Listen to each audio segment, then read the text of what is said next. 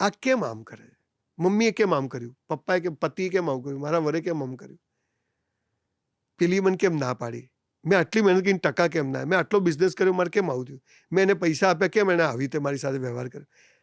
સમજ નથી. મેં સુસાઇડમાંથી બચાયેલા છોકરાઓ ટ્રેનના પાટા પર કે હવે સૂઈ જઉં છું, અડધો કલાક નોનસ્ટોપ ગાડી ચલાવીને ત્યાં જવું, ફોન ચાલુ હોય, એને લઈને આવીને છોકરા આજે મહિને 3-3 લાખ રૂપિયા કમાય છે. આવા કેટલા કિસ્સાઓ છે.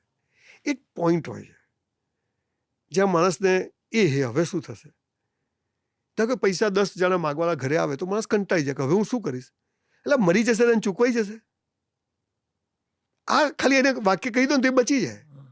સાહેબ 10માં મળે ઉભો, મને ફોટો મોકલ્યો એમ સેલ્ફી પાડીને કે સાહેબ હવે કૂદકો મારું છોકરી અહીંથી, ત્યાંથી પાછી ઉતરીને ઘરે આવી જાય છોકરીઓ. ખાલી સાચી વાત એને સમજાય, બેન તું મરી જશે, મરી જાય, 2 દિવસમાં લોકો કહેશે ખાલી ખરાબ હતી, નલાયક હતી, આવી શબ્દો લોકો વાપરશે, પણ તું જીવી જશે તો પ્રૂવ કરી શકશે અને એમાંથી બહાર આવી જશે. છોકરીઓ હોય છે તો એમના ફોટાઓ છોકરાઓ પાસે શેર કરી દેતી હોય છે, પછી એમ કે વાયરલ કરી દેશે. અરે વાયરલ કરશે તો વાયરલ કરશે, હવે પડાય જ છે તો તે તો કરવાનું જ છે, પરાક્રમ કર્યું છે તો ભોગવવાનું. પણ મરવું એનું સોલ્યુશન નથી. એનો જવાબ બરાબર આપવાનો કે કેમ ફોટા આપ્યા હતા, આંધળો પ્રેમ કર્યો તો માટે આવું કર્યું હતું, જે કેવું હોય, પણ મરી જવું શું કરું. તો સુસાઇડ એ એક ક્ષણિક આવેગ હોય છે.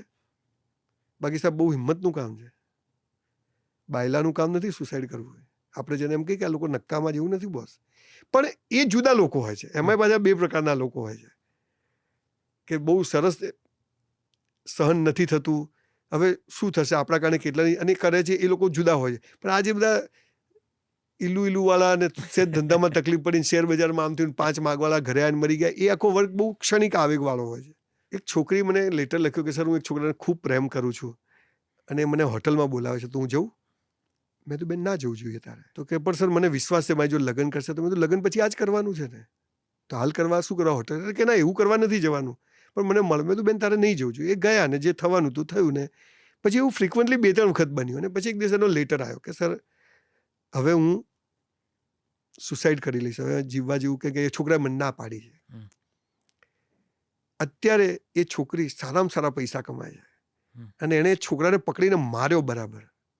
હું નામ ને બધું નહીં કહું પણ દુનિયાને ખબર છે. અને એવો માર્યો કે એ છોકરો કોઈ કામનો રહ્યો નથી. એ છોકરીએ આ કામ આપણા શબ્દોથી થઈ શકે. Guilty must be punished. પણ ભૂલ તમે કરો ને સજા બીજો ભોગવો એ વાત ખોટી. તમે ભૂલ કરો તો ભોગવવી પડશે. એટલે જ્યારે પણ માણસ મર્યાદાઓ ચૂકશે ત્યારે આ પરિણામ તો આવવાના જ છે. અને આવા તો એટલે મેં ચોપડીમાં બધા લખ્યા છે, હું રોજ આવે કે આ તો બધું યાદ તો રહે નહીં, પણ શબ્દ શ લખ્યું છે અને બહુ જલ્દી બહાર પાડીશું. જે પુસ્તક મારું જીવન બદલી શકે ને તમારું ના બદલી શકે. એક સરસ પ્રશ્ન છે કે હું 5 પુસ્તકોના નામ બોલી દઉં, પણ એવું છે નહીં. પેરાસિટામોલ બધાને કામ ના આવે, ક્રોસિન બધાને કામ ના આવે. મને જે પુસ્તકે ઇન્સ્પાયર કર્યો એ તમને ના કરે, તમને જેને કર્યું એ મને ના ગમે. ઓશોને જે પુસ્તક ગમ્યું હોય એ મોરારી બાપુને ના ગમે, મોરારી બાપુને ગમ્યું રમેશભાઈ ઓઝાને ના ગમે. આ બધું આખી બહુ મોટી થિયોરી છે.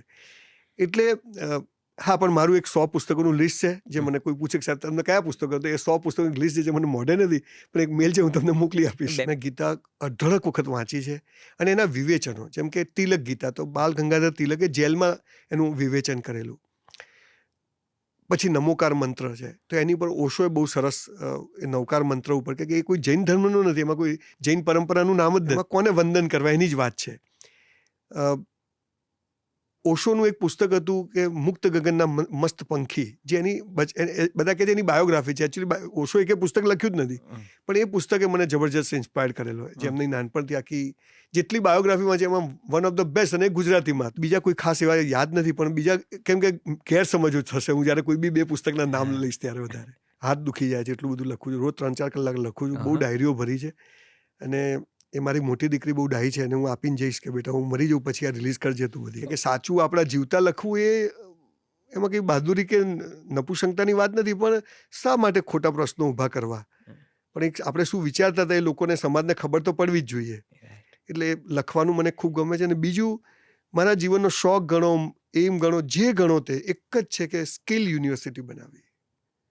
તમે એનું મારું પેશન ગણો, જે ગણો. 24 કલાક મારા બેડરૂમમાં ઉપર મેં ફોટા નકશા લગાવ્યા છે. ઉપર દિવાલ પર, મારા બાથરૂમમાં, મારી ઓફિસમાં, મારી બંને ઓફિસ પર કમસે કમ 200 ચિત્રો હું એ બદલતો રહું છું. ખાલી સ્કિલ યુનિવર્સિટી સિવાય કોઈ વાત નથી. જેને શોખ ગણો કે જે ગણો, એક જ વાત છે. બીજું મને અરિજીતને સાંભળવું બહુ ગમે છે, મારો પ્રિય છે, હું એના ગીતો ગાઉં છું. મને ગુજરાતી ગઝલો મને અઢળક પુરુષોત્તમભાઈથી માંડીને બધાને મેં ખૂબ સાંભળ્યા છે. મારી જોડે અદ્ભુત કલેક્શન છે. એટલે હું જ્યારે બી ગાડીમાં હોઉં ત્યારે આમ તો ટાઈમ નથી બગાડતો, આ બગાડ્યો પણ જ્યારે ટ્રાવેલિંગમાં હોય ત્યારે આ બધું સાંભળીએ. એટલે પોતાના માટે જીવવું, મારી આજે બી હું તમને કહું, મારી સ્વતંત્રતા, મારી ફ્રીડમ પર મારી વાઈફ, મારા દીકરા કોઈનો અધિકાર નહીં. હું ચાહું ત્યારે જઉં, ચાહું ત્યારે આવું. ક્યાં ગયો તો મને પૂછવાનું નહીં, નાનપણથી નહીં. બધા રાત્રે બહાર જાય, હું ઘરે આવ્યા પછી મને યાદ નથી હું લાઈફમાં કોઈ દિવસ બહાર ગયો, પણ હું રાત્રે 2 વાગે બી આવું તો મને પૂછે નહીં કે ક્યાં ગયા છો કે કશું જ નહીં, કોઈ પૂછવાનું નહીં. આપણે કોઈ ગલ્લે પર બેસતા નથી, કોઈ મિત્રો એવા નથી.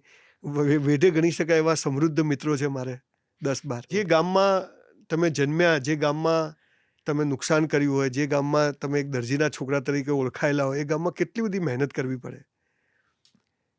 પણ એ ઓશોનું જ એક વાક્ય હતું કે જો તમારે જીવનમાં પ્રગતિ કરવી હોય તો જે ગામમાં જન્મ્યા ને એ ગામમાં રહેવું નહીં. આવું ઓશો કહેતા. અને મને બહુ મોડું સમજાવ્યું. પછી મેં પાલનપુર છોડ્યું અને પછી હું બહુ સમૃદ્ધ થયો. એટલે એ ગામ ખોટું છે એવું નહીં, પણ ત્યાં તમારી એક આઈડેન્ટિટી હોય કે આ તો આ માણસ છે. સંજય તું શું બોલે છે? તો આટલા બધા લોકો સાંભળે છે, હજી બી લોકો મને ત્યાં જવું એટલે આવું પૂછે છે. એટલે પણ એક અદ્ભુત શહેર, જે શહેરે પ્રણવ મિસ્ત્રી જેવો છોકરો આપ્યો, જે શહેરે ચંદ્રકાંત બક્ષી જેવા, તમે જાણો છો ચંદ્રકાંત બક્ષી લેખ આવ્યો એટલે મારા શૂન્ય પાલનપુરી સાહેબ, જેની ગઝલો કોઈ ગઝલ એવો નહીં હોય ગાનાર કે જેને શૂન્ય સાહેબને નહીં ગાયા હોય. એટલે એવું અદ્ભુત શહેર. અને અમારા નવાબ સાહેબ એટલે સૌથી પહેલો મુસ્લિમ રાજા કે જેણે પાલનપુર સુપ્રત કર્યું હતું, અને એમનો પેલેસ મેં ખરીદ્યો હતો, એનું મને ગૌરવ છે. અમે કોમ્પ્લેક્સ ને બધું બનાવ્યું, પછી બિઝનેસ કર્યો આખો. એટલે પાલનપુર તો એક અને ત્યાંની ભાષા, તમે કહે પાલનપુરની આખી જુદી ભાષા છે. તમે એમ કહો ક્યાં જાય તો કે કોણ જા રહ્યા હે, કોણ જા રહ્યા હે. એટલે એની એક પંક્તિ છે કે જદે જદે મેં લોબે ઝટીએ વાળો કો દેખું, તદે તદે મુજે કાળી નાગણો કી યાદ આવે હે. જ્યારે જ્યારે એમ કે હું લાંબા વાળવાળાને જોઉં એટલે કે ઘણે તે ડખો ને, એટલે કે ઘણીથી ઊંસ ને ઘણે તે ભરોસે, પણ ભરોસો કે ભેંસોને જ પાડે જણે હે. આ અમારી પાલનપુરી ભાષા કે જે હિન્દી અને ગુજરાતી મિક્સ થઈને બની, એ ખાલી પાલનપુરમાં જ બોલાતી. એટલે બહુ મસ્ત અમારે પાલનપુર. અને ક્યારેય ફરિયાદ હતી બી નહીં. હું બધાને એ જ કહું કે આ બધા કે એમ હાઈ, અરે ગાડા થઈ જશો. મંગલ પર ઘર બનાવજો, અહીંયા ભાડે નથી મળતું બોસ. ગાડા થઈ ગયા બધા. જીવનમાં કંઈક ગોલ હોવો જોઈએ. અરે શું ગોલ હોવો જોઈએ? બરોબર, હું આજ કંઈ ગોલ વગર થોડું જીવું છે. ત્યાંથી તો તમારે આવવાનો ગોલ છે, પણ સવારે ઉઠીશ કે નહીં મને ખબર નથી. કયા ગોલ? ઉઠવાનું, ફરીથી દોડવાનું. આ તમે જીવી જાઓ ને તો ભગવાને તમને જેના માટે મોકલ્યા છે ને ત્યાં પહોંચાડી દેશે. પણ આ દુનિયાએ જે બધું શીખવાડવાનું ચાલુ કર્યું છે, આપણે જે માણસે બુદ્ધિથી, એમાં માણસ થાકવાનો. આજે સાહેબ કશું પ્રોબ્લેમ નથી ફિઝિકલ, ભગવાનની કૃપાથી. કાલ થશે તો ખબર નથી. કેન્સર બી થઈ શકે ને જાત જાતના રોગો થઈ શકે. કે આ તો બધું હવે ખાણીપીણી તંત્ર બધું એવું થઈ ગયું. સારું જીવવાનું, બસ ધેટ્સ ઓલ. કોઈ રિગ્રેટ જ નથી, કશું. હા, જો મરી જઈશ તો, આજે મરી જઈશ તો એક રિગ્રેટ કે હું સ્કિલ યુનિવર્સિટી ના બનાવી શક્યો. કોઈ પૂછે કે શું સપનું છે, આ એક જ છે કે જ્યાં 20,000 છોકરાઓ ભણે, દર વર્ષે 10,000 છોકરા મહિને 50,000 કમાતા થઈને બહાર નીકળે, અને એ સંસ્કારી હોય, એ એક્સેપ્ટન્સ વાળા હોય, અને રાષ્ટ્ર માટે ઇઝરાયલની જેમ ગમે ત્યારે જરૂર પડે તો બંદૂક લઈને નીકળી પડે એવા હોય. આવું બનાવવાનું એક ડ્રીમ છે. એટલે ભગવાને કીધું પહેલાં લેતો નહીં ભાઈ, આ પતાવા દે છે, પછી લઈ લેજે, 5 વર્ષ પછી લઈ લેજે તાર લેવો.